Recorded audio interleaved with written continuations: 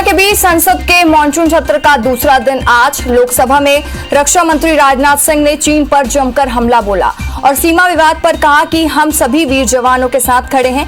मैंने भी लद्दाख में समय बिताया है। चीन सीमा का ट्रेडिशनल अल्टीमेटम नहीं मानता, लेकिन दोनों देशों में माना जाता है कि LAC पर शांति बहाल रखी जाएगी।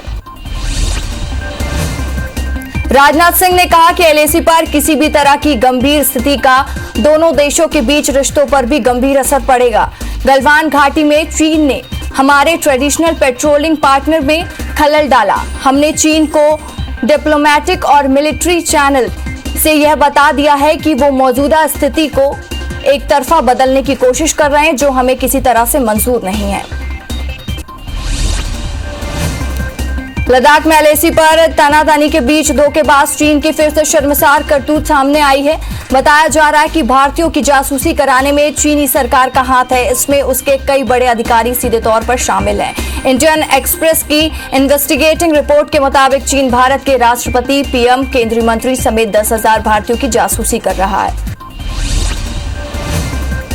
दिल्ली से प्रधानमंत्री नरेंद्र मोदी ने वीडियो कॉन्फ्रेंसिंग के जरिए बिहार में शहरी बुनियादी ढांचे की संबंधित 7 परियोजनाओं का उद्घाटन किया। इनमें जल आपूर्ति, सीवरेज ट्रीटमेंट और रिवर फ्रंट डेवलपमेंट से संबंधित परियोजनाएं शामिल हैं। आज मोदी ने बिहार को करीब 547 करोड़ की रुपए की सौगात दी है। PM मोदी ने कहा है कि बीते 1 साल में जल जीवन मिशन के तहत पूरे देश में 2 करोड़ से ज्यादा पानी के कनेक्शन दिए जा चुके हैं। आज देश में हर दिन 1 लाख से ज्यादा घरों को पाइप से पानी के नए कनेक्शन से जोड़ा जा रहा है। उन्होंने कहा कि स्वच्छ पानी न सिर्फ जीवन बेहतर बनाता है, बल्कि अनेक गंभीर बीमारियों से भी बचाता है। PM मोदी ने कहा कि गंगा जी को निर्मल और अविरल बनाने का अभियान जैसे जैसे आगे बढ़ता जा रहा है, वैसे इसमें पर्यटन की आधुनिक आयाम भी जुड़ते जा रहे हैं। नमामि गंगे मिशन के तहत बिहार सहित पूरे देश में 180 से अधिक घाटों के निर्माण का काम चल रहा है। इसमें 130 घाट पूरे भी हो चुके हैं। समाजवादी पार्टी की सांसद जया बच्चन ने राज्यसभा में फिल्म इंडस्ट्री को लेकर बड़ा बयान दिया है। जया ने कहा है कि जिन लोगों ने फिल्म इंडस्ट्री में अपना नाम बनाया है, उन्होंने ही इसे गटर बुलाया। मैं पूरी तरह से इससे असहमत हूं। फिल्म इंडस्ट्री को सरकार का समर्थन चाहिए। मध्य प्रदेश के मुख्यमंत्री शिवराज सिंह चौहान ने बड़ा बयान दिया है। भोपाल में CM शिवराज ने कहा है कि आंगनबाड़ियों में अब अंडा नहीं दिया जाएगा। इसके साथ ही कुपोषण को दूर करने के लिए मध्य प्रदेश सरकार दूध बांटेगी। कवर्धा जिले के आदिवासी जाम सिंह की मौत के मामले में विधायक और परिवहन मंत्री मोहम्मद अकबर ने पत्र लिखकर मध्य प्रदेश के मुख्यमंत्री शिवराज सिंह चौहान से दोषी पुलिसकर्मी पर कार्रवाई की मांग की। उन्होंने अपने पत्र में MP पुलिस पर हत्या का आरोप लगाया है। बता दें कि आदिवासी जाम सिंह की मौत बालाघाट जिले के कथित पुलिस नक्सली मुठभेड़ में हुई थी। मध्य प्रदेश विधानसभा के सत्र संचालन को लेकर आज सर्वदलीय बैठक हुई। बैठक प्रोटेम स्पीकर रामेश्वर शर्मा ने बुलाई थी, जिसमें CM शिवराज सिंह चौहान, मंत्री नरोत्तम मिश्रा, पूर्व CM कमलनाथ और PC शर्मा भी शामिल हुए। इस दौरान कोरोना से सावधानियों पर चर्चा की गई। वहीं सरकार ने कई विधेयकों को भी मंजूरी दी। भोपाल में विधानसभा सत्र संचालन को लेकर प्रोटेम स्पीकर रामेश्वर शर्मा ने सर्वदलीय बैठक की, जिसमें विधानसभा सत्र केवल 2 दिन के लिए बुलाने का निर्णय लिया गया। सत्र में प्रश्नकाल और शून्यकाल नहीं होंगे। वहीं विधानसभा अध्यक्ष और उपाध्यक्ष के चुनाव टाल दिए गए हैं। मध्य प्रदेश में उपचुनाव को देखते हुए भाजपा कांग्रेस में श्रेय लेने की रणनीति शुरू हो गई है। आज धार जिले में बदनावर विधानसभा में भी नर्मदा का पानी लाने को लेकर दोनों पार्टियों के नेताओं ने रैली निकाली, जिसमें किसी ने सोशल डिस्टेंसिंग का पालन नहीं किया, कई तो मास्क भी नहीं लगाए थे। ऐसे में रैली को लेकर कई सवाल खड़े हो रहे हैं। ब्यावरा से कांग्रेस विधायक गोवर्धन डांगी के निधन हो गया है। वहीं उन्होंने गुरुग्राम के मेदांता अस्पताल में आखिरी सांस ली। गोवर्धन डांगी राजगढ़ जिले के ब्यावरा सीट से विधायक थे। कोरोना के चलते डांगी को अस्पताल में भर्ती कराया गया था। गोवर्धन के निधन पर MP के CM शिवराज सिंह चौहान समेत कई नेताओं ने दुख व्यक्त किया है। पूर्व सीएम कमलनाथ ने ट्वीट कर विधायक गोवर्धन डांगी के निधन पर दुख व्यक्त किया है। उन्होंने लिखा है कि गोवर्धन डांगी के निधन का बेहद दुखद समाचार मिला। वो पिछले कुछ समय से अस्वस्थ चल रहे थे। उनका जाना कांग्रेस पार्टी के लिए एक बड़ी क्षति है। केंद्रीय गृह मंत्री अमित शाह की तबीयत अचानक बिगड़ने के कारण शनिवार देर रात को उन्हें दोबारा एम्स में भर्ती किया गया। इंदौर में युवा मोर्चा ने अमित शाह के स्वास्थ्य लाभ और लंबी आयु की कामना के लिए यज्ञ का आयोजन किया। मालवा मिल चौराहा स्थित खंडेश्वर महादेव मंदिर में गायत्री मंत्र उच्चारण के साथ हवन पाठ किया गया। दुनिया भर में कोरोना के मामले बढ़कर 2,94,00,000 के पार पहुंच गए हैं। वहीं कुल मौत का आंकड़ा 9,32,000 के पार पहुंच गया है। अब तक दुनिया में 2,12,00,000 मरीज ठीक हो चुके हैं। वहीं दुनिया में 72 लाख एक्टिव मरीजों का इलाज जारी है। विश्व में अमेरिका, भारत और ब्राजील से सबसे ज्यादा मरीज सामने आए हैं। देश में कोरोना के कुल पॉजिटिव केस 49,26,000 के पार पहुंच गए हैं। देश में अब तक 38,56,000 से ज्यादा मरीज ठीक हो चुके हैं। वहीं कोरोना में 1,054 नई मौत के कुल आंकड़े 80,000 के पार पहुंच चुके हैं। भारत में कोरोना के एक्टिव केस 9.10 लाख के पार पहुंच गए हैं। पिछले 24 घंटे में रिकॉर्ड 81,000 से ज्यादा मरीज सामने आए हैं। मध्य प्रदेश में कोरोना के 2,483 नई केस सामने आए हैं। वहीं संक्रमितों का आंकड़ा 90,730 पहुंच गया। प्रदेश में 24 घंटे में 29 मौत से आंकड़ा 791 हो गया है। वहीं प्रदेश में एक दिन में 1,713 मरीज स्वस्थ हुए हैं। अभी राज्य में 21,228 एक्टिव मरीजों का इलाज जारी है। छत्तीसगढ़ में कोरोना का रिकॉर्ड 3,336 नए मरीज आए हैं सामने। इससे अब तक आंकड़ा 67,327 लोग संक्रमित हो चुके हैं। प्रदेश में एक्टिव मरीजों की संख्या 33,645 पहुंच गई है। राज्य में एक दिन में 954 मरीज डिस्चार्ज हुए हैं। 24 घंटे में 18 मौत से मरने वालों का आंकड़ा 573 पहुंच गया। राजधानी रायपुर में 756, दुर्ग में 424 और राजनांदगांव में 327 नए मरीज मिले हैं।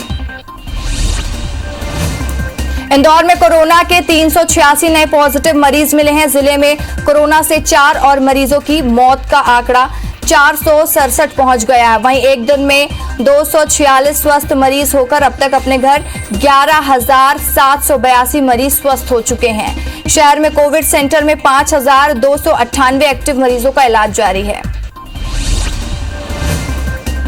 मध्य प्रदेश में अब तक के सबसे ज्यादा 2,483 नए संक्रमित मरीज मिले हैं। प्रदेश में एक ही दिन में रिकॉर्ड 30 लोगों की मौत हुई है। संक्रमण की दर में 11.9% पर पहुंच गई है। ऐसे में 21 सितंबर तक आंकड़ा 1 लाख पार करने की संभावना है। पिछले 5 दिन में ही 10,000 मामले सामने आए हैं। बता दें कि जांच कम होने के बावजूद संक्रमितों का संख्या लगातार ही बढ़ता जा रहा है। बिलासपुर जिले में कोरोना के आंकड़े तेजी से बढ़ रहे हैं। सोमवार को 255 नए मरीजों के मिलते ही बिलासपुर में कुल संक्रमितों की संख्या 5,014 पहुंच गई है। चिंता की बात यह है कि सितंबर महीने में 3,236 मरीज मिले हैं, जबकि अगस्त में यह आंकड़ा 1,105 था। वहीं जुलाई में 492 मरीज मिले थे। सोमवार को 3 मरीजों की मौत भी हो गई थी। कोरोना के बढ़ते संक्रमण को देखते हुए दंतेवाड़ा प्रशासन के निर्देश पर एनएमडीसी ने बछेली में 100 बिस्तर का कोविड केयर अस्पताल तैयार कर लिया है। बुलाडेला क्षेत्र में केंद्रीय सुरक्षा बलों के जवानों के संक्रमण निकलकर अब बछेली के रंदूल में गली मोहल्ले के लोग इस जद में आ गए हैं। अब स्थानीय कोरोना मरीजों का बछेली के कोविड अस्पताल में बेहतर इलाज हो सकेगा। सामने आई है अस्पताल का वीडियो सोशल मीडिया पर तेजी से वायरल हो रहा है, जिसमें अस्पताल की मर्चुरी में 1 माह से स्ट्रेचर पर रखा हुआ शव लापरवाही की वजह से कंकाल हो गया है। मुरैना जिला अस्पताल में महिला की डिलीवरी के दौरान लापरवाही की घटना सामने आई है। परिजनों का आरोप है कि प्रसूता ने स्वस्थ शिशु को जन्म दिया था। बाद में नर्सों ने उसे मृत शिशु को पकड़ा दिया, जिसके बाद परिजनों ने जमकर हंगामा किया। घटना की सूचना मिलने पर सिविल सर्जन और पुलिस मौके पर पहुंची और मामले को शांत कराया। बलरामपुर में कोविड अस्पताल में कोरोना मरीज फरार हो गया। मरीज बाथरूम की खिड़की तोड़कर भाग निकला। घटना की तस्वीर सीसीटीवी कैमरे में कैद हो गई। संक्रमित मरीज पर पशु तस्करी का भी आरोप है। वहीं घटना की सूचना मिलने पर वाइफनगर पुलिस मरीज की तलाश में जुट गई है। सुकमा जिले में जवानों को बड़ी सफलता मिली है। सीआरपीएफ और जिला पुलिस ने संयुक्त कार्रवाई करते हुए 2 सहयोगी समेत 6 नक्सलियों को गिरफ्तार किया है। सभी नक्सलियों की गिरफ्तारी अलग अलग इलाकों से हुई है। सभी पर नक्सल गतिविधियों में शामिल होने का आरोप है। दंतेवाड़ा में पुलिस नक्सली एनकाउंटर में दायर याचिका पर हाईकोर्ट ने याचिकाकर्ता को अपना पक्ष रखने पर 15 दिनों का समय दिया है। 21 मई 2020 को दंतेवाड़ा के तूमनार गांव में पुलिस ने 35 वर्षीय माठा अलामी और उसके 15 वर्षीय भतीजे ऋषुराम का एनकाउंटर कर दिया था। मृतक के परिजनों ने एनकाउंटर को फर्जी बताकर याचिका में न्याय की मांग की थी। रावघाट के दल्लीराजहरा में बीच सड़क निर्माण के टेंडर में गड़बड़ी के खिलाफ दायर याचिका को हाईकोर्ट ने खारिज कर दिया। हाईकोर्ट ने गणपति कंस्ट्रक्शन पर 50,000 का जुर्माना भी लगाया है। राज्य सरकार ने पावर कंस्ट्रक्शन कंपनी को सड़क निर्माण का कार्य सौंपा था, लेकिन याचिका में टेंडर को नियम विपरीत बताया था। कोर्ट का समय बर्बाद करने पर एवज में एचसी ने फटकार लगाई। रायपुर के तिल्दा ब्लॉक में 14वें वित्त आयोग की राशि में गड़बड़ी का मामला सामने आया है। बिना स्वीकृत के कार्य बताकर सरपंच सचिव ने 16.5 लाख रुपए निकाले। पूरा मामला तिल्दा ब्लॉक के किरना गांव का है। वहीं शिकायत के बाद अधिकारी मामले की जांच के लिए गांव पहुंचे और सरपंच को 7 दिन के भीतर पैसे वापस जमा करने का अल्टीमेटम दिया। रीवा जिले के जवा जनपद के बरहुला में वृद्धा पेंशन फर्जीवाड़ा की खबर सामने आई है। यहां पंचायत सचिव गोविंद कुमार पाठक ने फर्जी दस्तावेज से रजौल कुमार उम्र 27 वर्ष के नाम से वृद्धा पेंशन लेने का खुलासा किया है। जांच अधिकारी ने सचिव पर आरोप सिद्ध होने पर वृद्धा पेंशन की पिछले 4 सालों की राशि का भुगतान करने के निर्देश दिए हैं। धमतरी जिले में पटवारी का सनसनीखेज मामला सामने आया। पटवारी ने दस्तावेजों में गड़बड़ी कर 2 किसानों के 25 एकड़ जमीन को अपने बेटे के नाम कर दिया। मामले की शिकायत पीड़ित किसानों ने रुद्री थाना में दर्ज कराई है। शिकायत के बाद पुलिस ने पटवारी और उसके पुत्र के खिलाफ धोखाधड़ी का मामला दर्ज कर जांच में जुट गई है। उज्जैन में लोकायुक्त की टीम ने बड़नगर नगर पालिका में प्रभारी सीएमओ कुलदीप के घर पर छापा मारा। लोकायुक्त अधिकारियों ने सीएमओ के बड़नगर के शासकीय आवास सहित उज्जैन में उनके निजी निवास पर साथ छापा मारकर कार्रवाई की।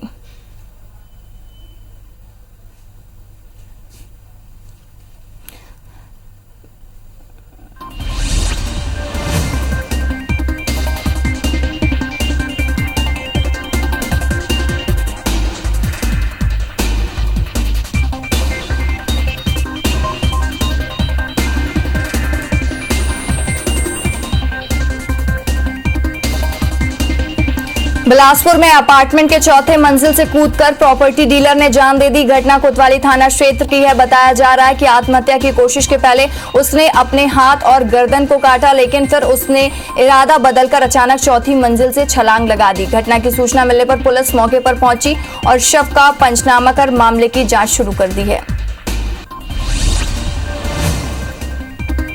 लोरमी के फास्टरपुर थाना क्षेत्र में दिल दहला देने वाली घटना सामने आई है। जिले में लहरा गांव पर कलयुगी पति ने अपनी पत्नी और बच्चे की धारदार हथियार से हत्या कर दी और मौका देखकर फरार हो गया। पुलिस ने मौके में पहुंचकर शव को पोस्टमार्टम के लिए भेज दिया है और मामले की जांच में जुट गई है। धार पुलिस को बड़ी सफलता मिली है। पुलिस की टीम ने धार जिले के राजगढ़ से 1,556 पेटी अवैध शराब जब्त किया है। इसके साथ ही एक वाहन समेत 2 आरोपी पुलिस के हत्थे चढ़े हैं। देर रात कार्रवाई करते हुए पुलिस ने शराब की खेप खलसाड़ा के पास से पकड़ा है। रायपुर के बूढ़ा तालाब में आज छत्तीसगढ़ अभिकर्ता उपभोक्ताओं संघ ने धरना प्रदर्शन किया और साथ ही संघ ने चिटफंड कंपनी में फंसे पैसे की वापसी के लिए प्रदर्शन किया। साथ ही उपभोक्ता संघ ने राज्यपाल और मुख्यमंत्री के नाम ज्ञापन भी सौंपा और सरकार से चुनाव के समय किए गए वादों को पूरा करने की मांग की है। अंबिकापुर से पेट्रोल पंप दिलाने के नाम पर ठगी का मामला सामने आया। शिकायत के बाद ठगी के 3 आरोपियों को पुलिस ने गिरफ्तार कर लिया। गांधीनगर थाना में पुलिस ने फरीदाबाद से तीनों आरोपियों को गिरफ्तार किया है। के सवासरा विधानसभा के बपचा गांव पर कैबिनेट मंत्री हरदीप सिंह डंग को ग्रामीण और कांग्रेस कार्यकर्ताओं के विरोध का सामना करना पड़ा। ग्रामीणों के विरोध और आक्रोश के चलते मंत्री की सुरक्षा में लगे जवान और पुलिस को मोर्चा संभालना पड़ा।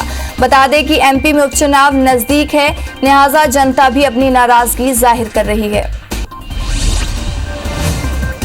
धर्मपुरी में कांग्रेस विधायक पाची लाल मेरा धार के कलेक्टर ऑफिस के सामने अचानक धरने पर बैठ गए। उन्होंने धर्मपुरी क्षेत्र में रेत माफियाओं के खिलाफ कार्रवाई और अधिकारियों की लापरवाही और मिलीभगत का आरोप लगाते हुए उन्होंने तत्काल पद से हटाने की मांग की है।